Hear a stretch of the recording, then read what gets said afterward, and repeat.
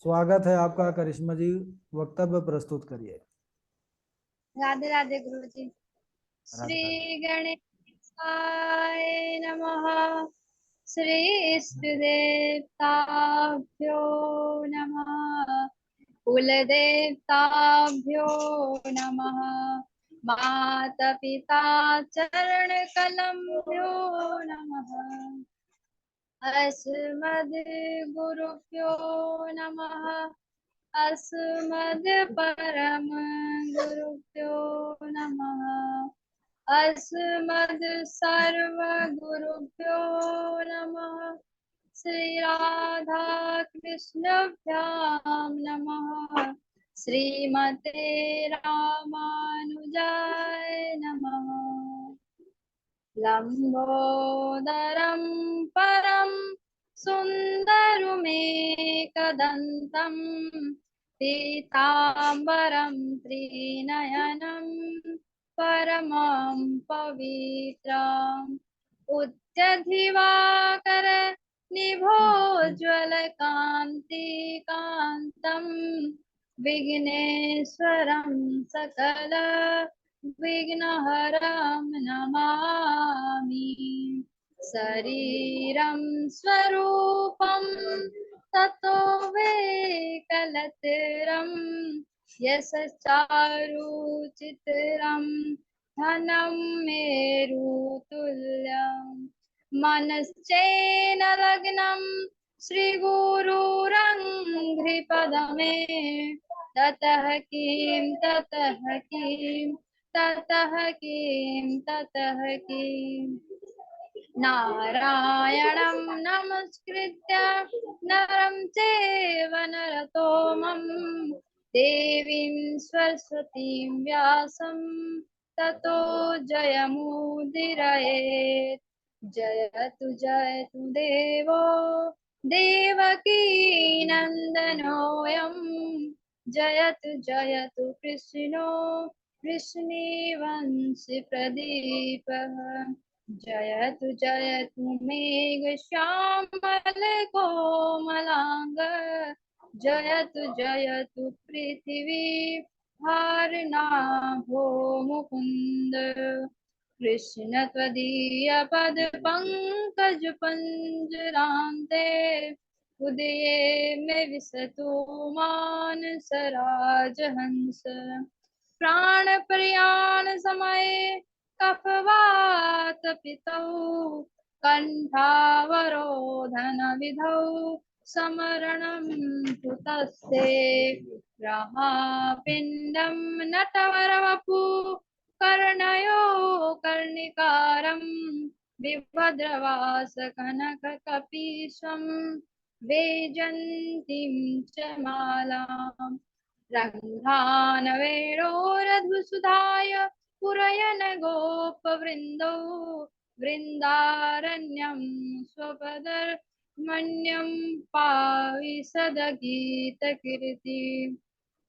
करारविन्देन पदारविन्दं मुखारविन्दे विनिवेशयन्तम् वटयप्रतस्य पुटेशयानं बालं मुकन्दं मनसा स्मरामि रामाय रामभद्राय रामचन्द्राय वेदसे रघुनाथाय नाथाय सीताय पतये नमः अञ्जनानन्दनं वीरं जानकी शोकनाशं कपीसमक्षहन्तारं वन्दे लङ्काभयङ्करम् मूकं करोति वाचालं पङ्गुं लङ्घयति गिरिं यत्कृपातमहं वन्दे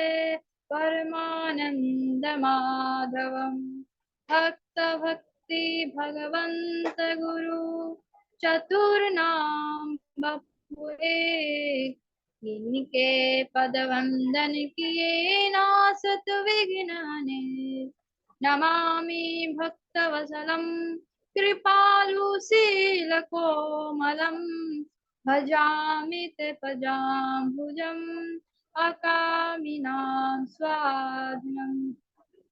श्री राधा रानी श्री कृष्ण के चरणों में मेरा बारंबार प्रणाम। श्री गुरु जी के चरणों में हमारा प्रणाम। हमें जो है इतना अच्छा भागवत सिखाने के लिए, जो है घर में बैठे ही इतनी सुविधाएं प्रदान करने के लिए उनका कोटि कोटि धन्यवाद। यहाँ उपस्थित मेरे सभी भाई बहन एवं सभी भागवत प्रेमी को मेरा जो है प्रणाम। अनंत कोटि ब्रह्मांड नायक अचित्यम कल्याण गुणगण निधान सर्वेश्वर सर्वाधिपति अकारण करुणावरुणालय अकारण करुणाकारक सफल जन कष्ट शाप हारक एवं सभी भक्तों को धन परमात्मा श्री कृष्ण एवं श्री राधा रानी के चरण बिंदु में मेरा बारंबार प्रणाम। श्री कृष्ण को, श्री राधा की महिमा मैं अपने शब्दों से जितना गाऊं उतना कम है, क्योंकि श्री कृष्ण की लीलाएं ही ऐसी है, हम जितना उनके लिए बोलेंगे ना शब्द ही छोटे पड़ जाएंगे। अगर एक साधारण भाषा में कहें हम श्री कृष्ण के बारे में, तो भगवान छोटे तो इतने हैं कि हमें दिखाई भी ना दे, और बड़े इतने हैं कि गगन से भी विशाल। ऐसे श्री कृष्ण को मेरा बारंबार प्रणाम, जिनकी मनमोहन छवि हमारे मन को हर लेती है। कहते हैं ना, कृष्ण, हाँ यही नाम था उसका, और प्रेम प्रीत उसका काम था। झूमता था, गाता था, बांसुरी बजाता था और सबके मन को हर लेता था। इतने जो है हमारे प्यारे श्री कृष्ण है, बस बांसुरी बजाते हैं, गोपियों के संग जो है रास भी रचाते हैं, और जो है उन्होंने समस्त ब्रह्मांड को जो है प्रेम भी सिखाया है। तो ऐसे श्री कृष्ण को मेरा जो है बारंबार प्रणाम। जितना मैं अपने शब्दों से उनका जो है व्याख्या करूं बहुत कम है। और आज की जो मेरी कथा है, गोकर्ण कथा, हम गोकर्ण कथा को श्रवण करते हैं।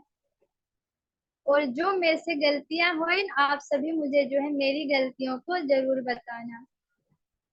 ये मानवाः पापकृतस्तु सर्वदा सदा दुराचारता विमार्गर्गा क्रोधनिग्धा कुटिलाश्च कामिना सप्ताहयज्ञेन कलौ पुण्यतीते।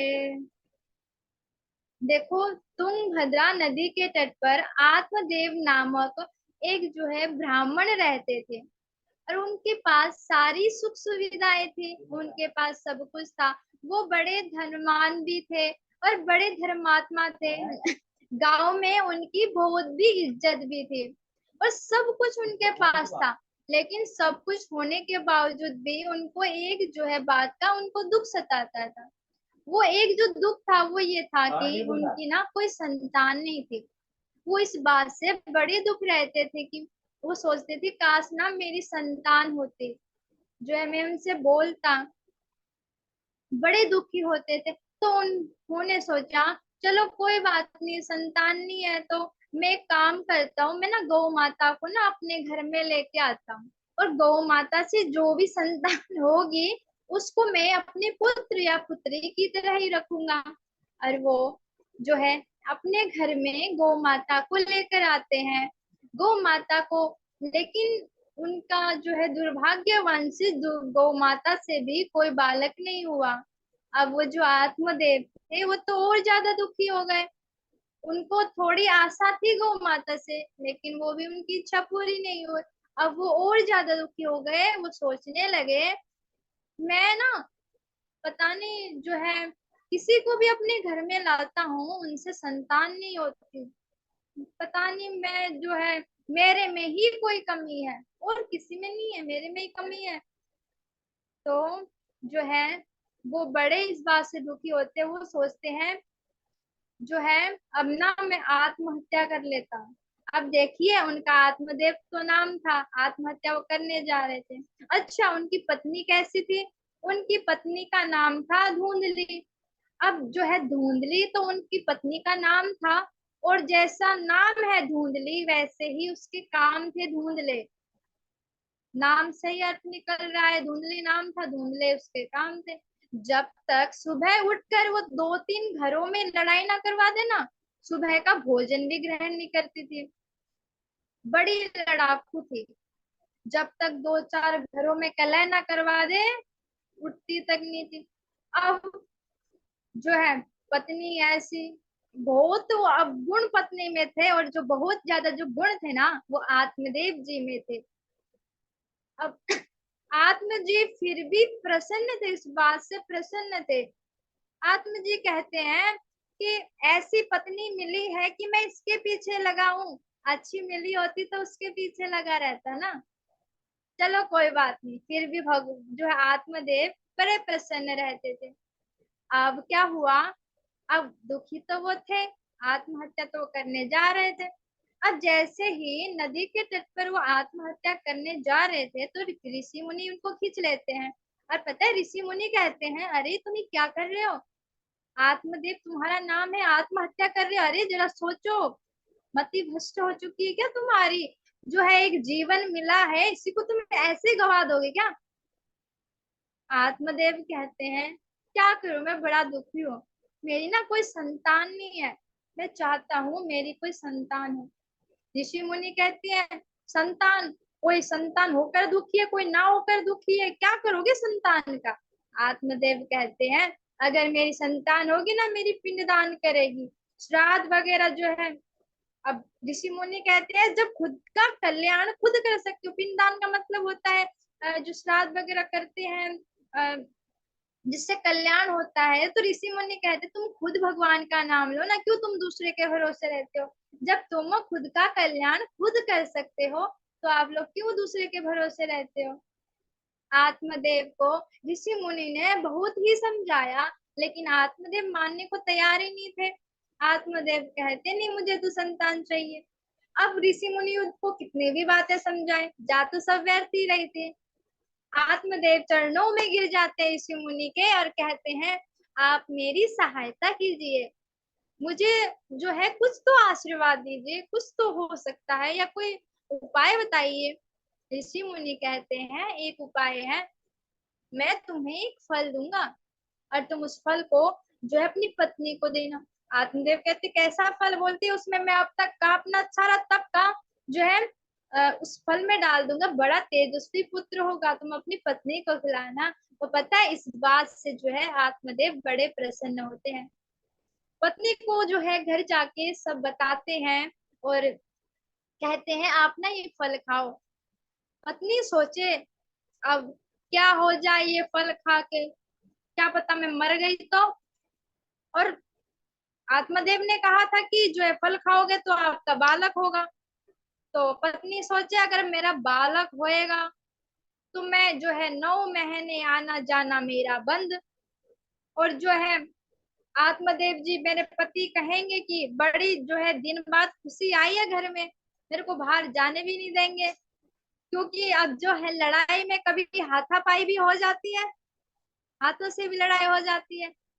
अब मुझे तो जाने ही नहीं देंगे, घर से ही निकलने नहीं देंगे। तो बड़ी सोच रही थी, बड़ी चिंता कर रही थी।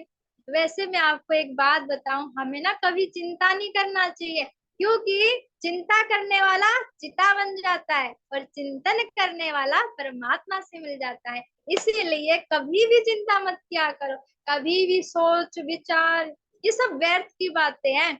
आप तो चिंतन करो, क्योंकि हमें तो परमात्मा से मिलना है, अपनी आत्मा को परमात्मा से मिलाना है। शरीर ये काया तो पंच तत्वों से बना है ना, ये तो पंच तत्वों में मिल जाना है। और जो भगवान का भजन करने से जो है, देखो भगवान का भजन करेंगे, खुद का कल्याण खुद ही करो, ऐसा मत सोचो कि पुत्र पुत्री करेंगे, नहीं, कोई नहीं करेगा। कहते हैं, जाए नहीं साथ कोई बंदी, तुझे जाना अकेला है, तो फिर क्यों दूसरे के भरोसे रहता है। वही तो ऋषि मुनि उनको समझा रहे थे ना, नहीं समझे। चलो आगे चलते हैं। अब क्या हुआ, पत्नी सोचे कि मेरे से नहीं होगा ये सब, जो है एक काम करती हूँ, जो है इतने में वो फल को जो है, अब आत्मदेव ने तो बड़ा समझाया, उनको दे दिया, और पत्नी ने लिया, वही रख दिया। इतने में थोड़ी देर बाद उनकी बहन आती है, और क्या है कि उनके पास जो है आत्मदेव की पत्नी के पास धन की कमी नहीं थी। वो कहती है तुम अरे पास जो है धन की कमी नहीं है और मेरे पास पुत्रों की कमी नहीं है। तुम और वो ना गर्भवती भी थी। उन्होंने कहा अब जो मैं गर्भवती हूँ ना जो है अब बालक मेरे पास है वो तुम ले लेना और तुम मुझे इसके बदले धन दे देना। तो पत्नी कहती अच्छी इस फल का क्या करूं। बोले कौन जो है इन बातों को मानता है इसको ना कहीं फेंक दो। और जैसे वो जा रही थी गौ माता की टोकरी में रख दिया। अच्छा वो जा कहाँ रही थी। वो अपनी बहन के घर जा रही थी। उसने अपने पति को बोला कि मैं अपने बहन के घर जा रही हूँ और जैसे ही बालक हो जाएगा ना मैं उसको लेकर आ जाऊंगी। बालक मतलब उसका तो नहीं अपनी बहन का बालक लेकर आएगी। गौ माता उस फल को खाती है और समय के अनुसार जो गौ माता है वो भी गर्भवती हो जाती है।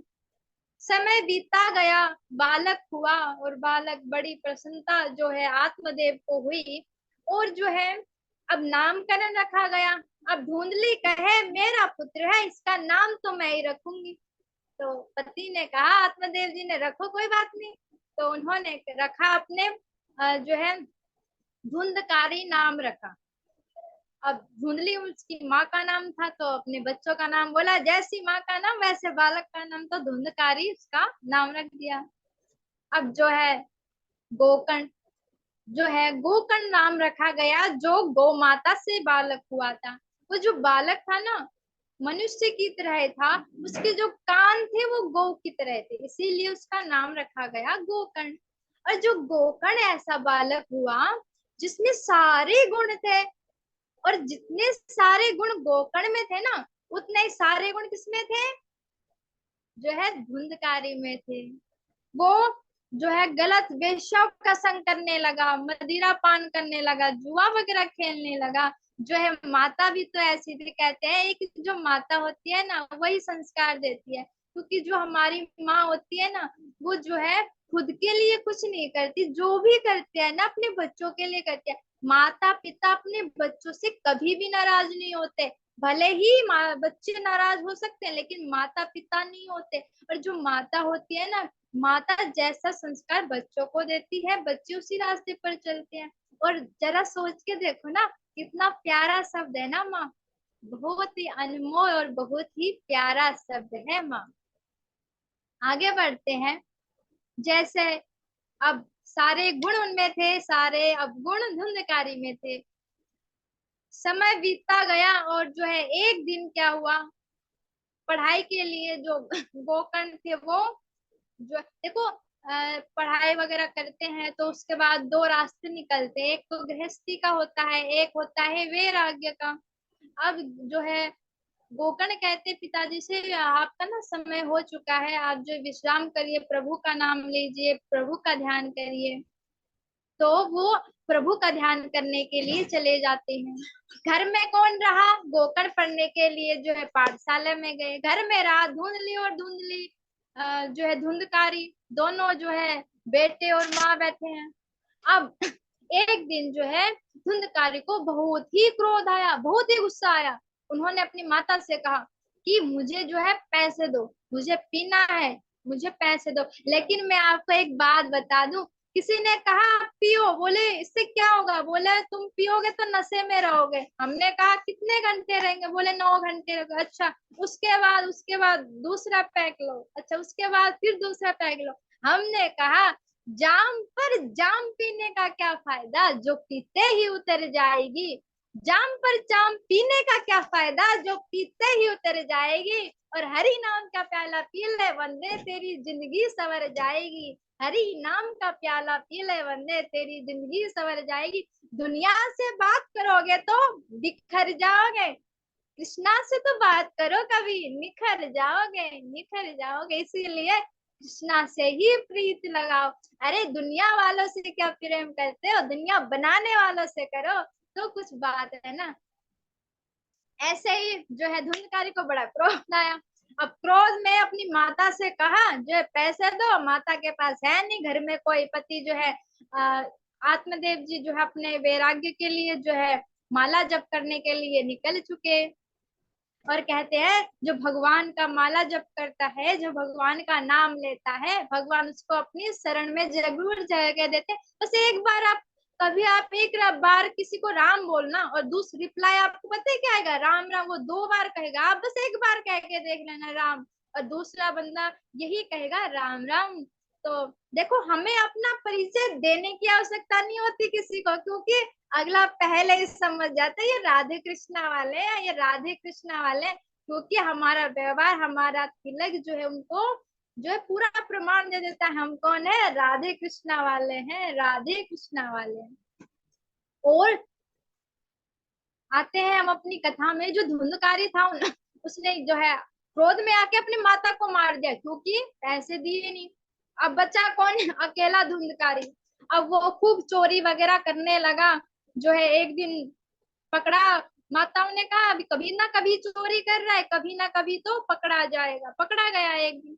अब बहुत ही दर्दनाक मौत दी जा रही है, मारने की कोशिश की जा रही है। देखो, बड़े जो पाप करते हैं ना, उनको जो है जल्दी मौत भी नहीं मिलती, बड़ा जो है दर्दनाक जो है मौत के जाना पड़ता है। तो फिर काले काले जो कोयले होते हैं, गरम गरम कोयले मुंह में डाले गए, और जो है बड़ी कठिनाई से जो है उनको अंत में जो है उनको मौत आई। और वो मौत भी पता है कैसी थी, वो भी मौत नहीं थी, वो भी प्रेत योनि प्राप्त हुई उनको। अब क्या करें, बड़ा ही, अब जो है गोकर्ण जी को पता चला भाई की मृत्यु हो गई, आए श्राद्ध वगैरह किया और सो गए रात को। अब सो गए तो वो तो भूत प्रेत बने हुए थे, क्योंकि जो पाप करता है वो भूत प्रेत ही बनता है, और जो पुण्य करता है वही तो देवता के पास जाता है। क्योंकि हम अपने जीवन में किसी को दान वगैरह करेंगे, कहते हैं लेने वाला देवता होता है और देने वाला देवता होता है, इसीलिए लेने वाले नहीं देने वाले बनो। देखो, भगवान ने हमें इस लायक बनाया है कि हम किसी को कुछ दे सके। कहते हैं इतना दिया सरकार ने जितनी मेरी औकात नहीं, इतना दिया सरकार ने जितनी मेरी औकात नहीं, और ये तो मेरे श्याम की कृपा है, वरना मुझ में ऐसी कोई बात नहीं। और वैसे भी वक्तव्य सुनाने में क्या हमारी औकात है, ये तो हमारे जो है गुरुदेव की जो है कृपा है, वरना हमें ऐसी कोई बात नहीं। अब जो है शेष समय जो है गोकर्ण को पता चला, धुंधकारी ने कहा कि भाई मैं मरा नहीं, मेरे को प्रेत योनि जो है मिली है, और जो है मेरा जो है अपने श्राद्ध वगैरह नहीं किया था। गोकर्ण ने कहा अरे सब कर दिया, कल्याण हो गया। बोले नहीं, तुम चाहे कितनी बार भी जो है श्राद्ध वगैरह दान वगैरह कर लो ना, तो भी मुझे क्या है मुक्ति नहीं मिलने वाली, इतना पाप किया है मैंने अपने जीवन में। तो गोकर्ण ने कहा अच्छा ठीक है, कल मैं सूर्य देव भगवान से पूछता हूँ और फिर तुम्हें जो है सलाह देता हूँ। और सूर्य देव भगवान ने उनको गोकर्ण को रास्ता बताया, और उन्होंने कहा श्रीमद् भागवत की जो है कथा करना। तो गोकर्ण जी ने जो है कथा सुनाई श्रीमद् भागवत की 7 दिन। अब जो है प्रेत एक जगह तो टिक सकते नहीं है, हर जगह जो है भागते रहते हैं। तो जो है एक जो है बांस मंगाया गया, 7 जो है इसमें छेद किए गए और उसको बांधा गया। और जो है जैसे ही एक दिन की कथा सुनाई गई गोकर्ण के द्वारा, तो एक गांठ खुली। 7 दिन की कथा थी तो सातों गांठें खुल जाती है। और जैसे ही 7 दिन समाप्त हो जाते हैं तो भगवान प्रकट हो जाते हैं, भगवान कहते हैं तुम्हें जो है मुक्ति मिल जाती है। गोकर्ण जी कहते हैं कथा तो सबने सुनी है, यहाँ पे सब भक्त हैं, सबने कथा सुनी है, आपने जो है मुक्ति एक कोई क्यों दी। और जो है भगवान कहते हैं बिल्कुल ये बात भी बिल्कुल सही है, क्योंकि जो कोई भक्त कहते हैं कोई बस समय भगवान के लिए जो समय निकाल के कथा में जाता है, चाहे आप 5 मिनट जाओ, 10 मिनट जाओ, 15 मिनट जाओ, जो हमें बिजी में से समय निकाल कर गए हैं, उसके लिए हमें पुण्य मिलेगा। अगर हमारे पास समय है तो हमें पूरी कथा सुननी चाहिए, पूरी कथा का लाभ अधिक होता है। अगर हमारे पास फिर भी हमें कोई जरूरी काम है, फिर भी कहीं कथा हो रही है, अगर हमारे पैर भी पड़ जाते हैं ना वहां पे, कहते हैं मुक्ति जरूर मिलती है, हमें पुण्य जरूर मिलता है, हमारे पाप जरूर नष्ट होते हैं। भगवान के चरणों में जाने से हमारे समस्त पाप मुक्त हो जाते हैं। और जहाँ जितने भी भक्तों ने भगवान की कथा सुनी थी सभी को मुक्ति मिली। और जो है गोकर्ण कथा हमको यही सिखाती है कि हमें जो है भगवान के चरणों में मन लगाए रखना चाहिए, भगवान की सेवा। और जो है हमें उनकी सेवा भी करनी चाहिए जिनके पास कुछ नहीं है। कोई भी हो सकता है वस्त्र के द्वारा, सेवा के द्वारा, भोजन के द्वारा। और जो है मैं आपको एक भजन सुनाती हूँ। हम तुम्हारे थे प्रभु जी, हम तुम्हारे हैं, हम तुम्हारे ही रहेंगे ओ मेरे प्रियतम।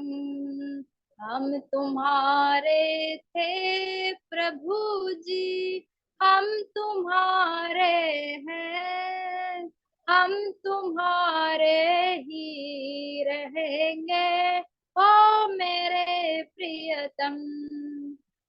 तुम हमारे थे प्रभु जी, तुम हमारे हो, तुम हमारे ही रहोगे ओ मेरे प्रियतम। और कहते हैं हम प्रभु से, तुम्हें छोड़ सुन नंद दुलारे, कोई न मीत हमारा, किसके द्वारे जाए पुकारूं और न कोई सहारा। अब तो आके बाह पकड़ लो ओ मेरे प्रियतम। क्योंकि हम किसी से कुछ मांगते हैं ना, वो देता भी इस अभिमान से कि मैं देने वाला बादशाह और वो लेने वाला। इसीलिए मैं तो कहती हूँ कि प्रीत लगी कान्हा तुमसे, दुनिया से प्यार कौन गए, कोई कुछ भी कहे उस पर विचार कौन करे। हमें जो मांगना होगा कान्हा आपसे मांग लेंगे, बन के भिक्षुक द्वार द्वार पर जाके कौन भटके। इसीलिए कहो अब तो आके बाह पकड़ लो ओ मेरे प्रियतम। हम तुम्हारे थे प्रभु जी, हम तुम्हारे हैं, हम तुम्हारे ही रहेंगे ओ मेरे प्रियतम। तेरे कारण सब जग छोड़ा, तुम संग नाता जोड़ा, एक प्यार प्रभु बस यह कह दो, मैं तेरा तू मेरा, साची प्रीत की रीत निभा लो ओ मेरे प्रियतम।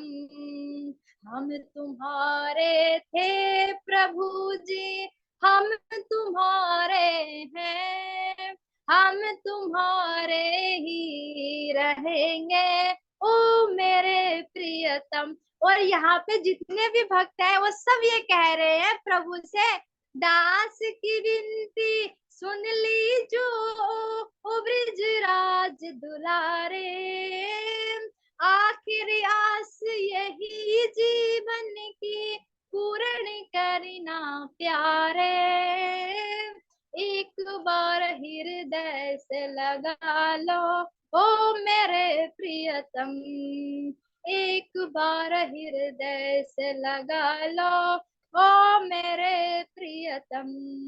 हम तुम्हारे थे प्रभु जी, हम तुम्हारे हैं, हम तुम्हारे ही रहेंगे ओ मेरे प्रियतम। राधे राधे गुरु जी, राधे राधे। बहुत सुंदर, धन बहुत बहुत बढ़िया।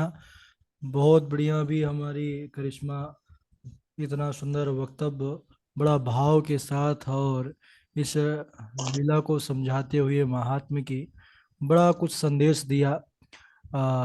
इनके वाणी की जो प्रखरता है वह ऐसे ही बनी रहे, और खूब ऐसे ही चरित्रों को गा करके सुनाती रहे। ठाकुर जी की कृपा बनी रहे। बहुत सुंदर, जितने लोग जुड़े हैं सभी बहुत प्रसन्न हैं आपसे। बहुत उद्धरण, बहुत बढ़िया बढ़िया जी, बढ़िया ने जो है जी अति सुंदर। बिल्कुल बिल्कुल। हमारी क्या औकात है, ये गुरु जी की कृपा है। हाँ हाँ, देखिए गुरु जी का तो है ही है। जितनी गुरु हमारी ब्रह्मा गुरु विष्णु। गुरु जी की कृपा है, वरना मुझ में ऐसी कोई बात नहीं थी। बहुत बढ़िया। और ये श्रद्धा भी है, करती तैयारी हाँ स्वयं है, लेकिन श्रेय चलिए विद्यालय को जा रहा है। बढ़िया, ठीक है, बहुत सुंदर। इसी प्रकार तैयारी करना है सभी को। देखिए जैसे आज करिश्मा भट्ट